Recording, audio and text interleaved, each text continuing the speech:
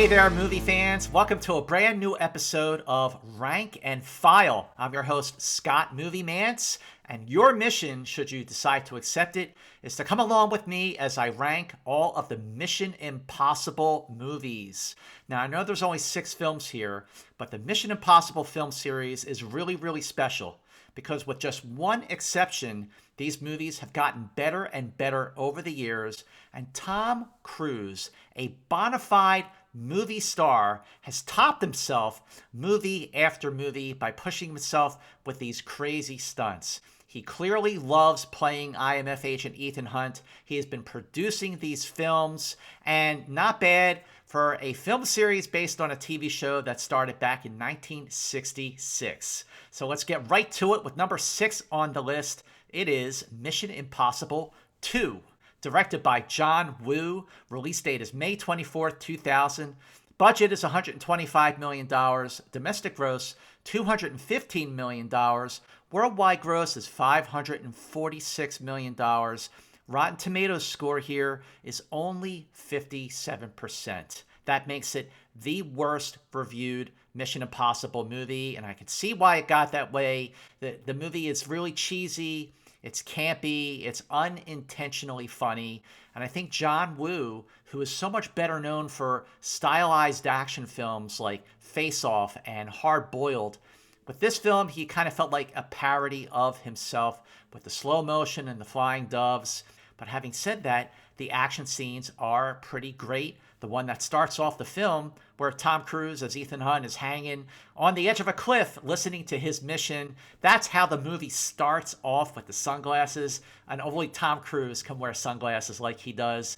And you got the big climax of the film on the motorcycle chase with the big fight scene at the end on the beach. Now the problem is that Critic Scott is a very weak villain, but still, Tom Cruise clearly loves playing Ethan Hunt. Movie is good. It's not great. The best was certainly yet to come. Let's move up to number 5 on the list, which is Mission Impossible. The first Mission Impossible from 1996, May 22nd, 1996 to be exact. The legendary Brian De Palma directed this movie. The budget was $80 million, domestic gross $181 million, worldwide gross $458 million, Rotten Tomatoes score is 64%. This is the first movie that Tom Cruise ever produced, back with his then producing partner, Paula Wagner. And overall, I felt like the first Mission Impossible movie was confusing, it was convoluted, it was overwritten. It kind of took itself a little too seriously. But when it had fun, when there were great action scenes, they definitely delivered the goods. Of course, the iconic moment is when Ethan Hunt breaks into the CIA headquarters and he's lowering himself down on the wires, and the wires are not exactly working right. It's really, really a great scene, and what makes it great is the use of silence. This would be the first of many times throughout the Mission Impossible film series where they used silence to establish tension and boost the effectiveness of an action scene. Then there's the whole big scene at the end with the helicopter chasing the train into the tunnel and exploding. And I remember when I saw that on the commercial back in 1996, thinking, boy, that scene alone is going to sell a lot of tickets to the first Mission Impossible. Moving up to number 4 on the list is Mission Impossible 3, directed by J.J. Abrams. Release date, May 5th, 2006. Budget, $150 million. Domestic gross is $134 million. Worldwide, it made almost $400 million. Rotten Tomatoes score, 71%. It's getting better all the time. And so is this film series. Back in 2006, when this movie came out, it was the best one yet. Ironically, it is the lowest grossing Mission Impossible movie, domestic and worldwide. But in terms of the tone of the film, that was more like it. The action scenes were still great, but at least they started to have fun with the premise and the concept. And this movie was a lot of fun. It had a lot of humor, it had a lot of heart, and it had romance, because you're taking Ethan Hunt and he's about to get married to his girlfriend Julia, played by the amazing Michelle Monaghan. This movie feels like an episode of Alias, and of course it makes sense because the movie, his first time directing a feature film, J.J. Abrams created Alias, so that makes sense. And of course you got the very best villain in a Mission Impossible movie, still to date, I think, is the amazing Philip Seymour Hoffman. He was terrific as the arms dealer in this movie. Overall, Mission Impossible 3 is a step in the right direction, and the best was yet to come, which brings us to number 3 on the list, Mission Impossible Ghost Protocol. Directed by Brad Bird. Release date, December 19th, 2011. Budget is $145 million. Domestic gross, $209 million.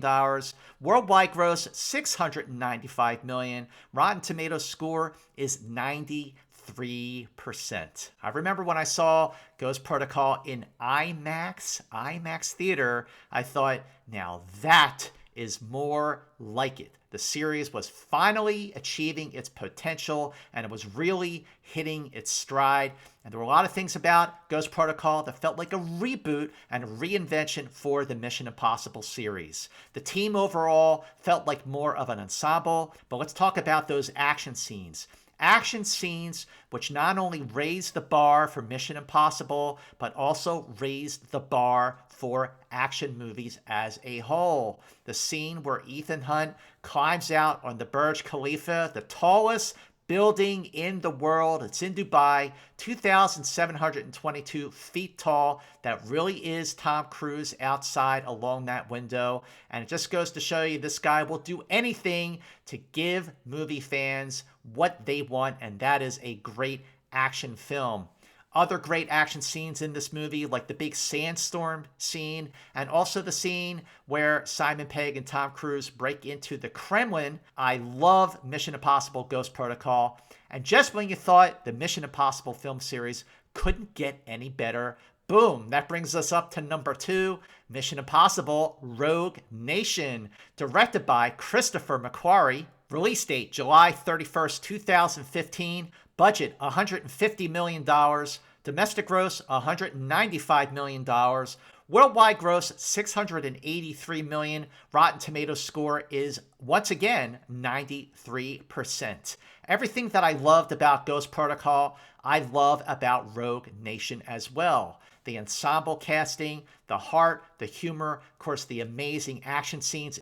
Think about Rogue Nation, it feels a little grittier than its predecessor. Also, the story feels a lot smarter. The plotting is more intricate, but it is not too hard to follow. It's actually very easy to follow, but it's a very smart story, and that is when your director here, Christopher McQuarrie, won an Academy Award for writing The Usual Suspects. So when you have a great writer who's directing a film, this is the payoff. Rogue Nation. Awesome action scenes here. They say go big or go home.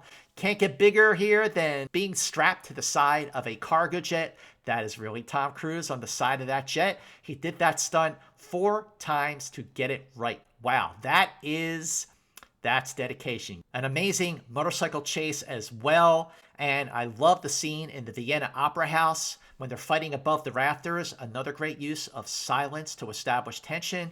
And I love the underwater extraction scene. I felt like I was holding my breath watching that scene. Mission Impossible Rogue Nation, again, just when you thought a Mission Impossible film couldn't get any better, that brings us to the number 1 movie on the list, which is the latest and greatest Mission Impossible of them all. To date, it is Mission Impossible Fallout. Once again, directed by Christopher McQuarrie. He is the only director to return to the Mission Impossible film series for a second film. It came out July 27, 2018. The cost is $178 million. Domestic gross, $220 million. Worldwide gross, $791 million. Rotten Tomatoes score is 97%. It is the best reviewed Mission Impossible to date, and at $791 million, it is also the highest grossing Mission Impossible to date.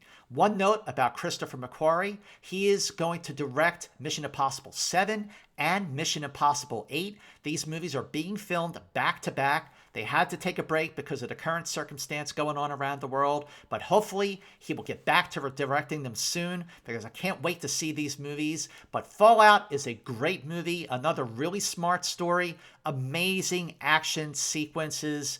Oh, wow, let's see. Let's talk about that bike chase through the narrow streets of Paris. Let's talk about that skydiving scene. That's really Tom Cruise skydiving. Let's talk about the helicopter chase at the end. At 2.5 hours, this movie flies by. Again, perfect balance of action, heart, and humor. Fallout, very best Mission Impossible.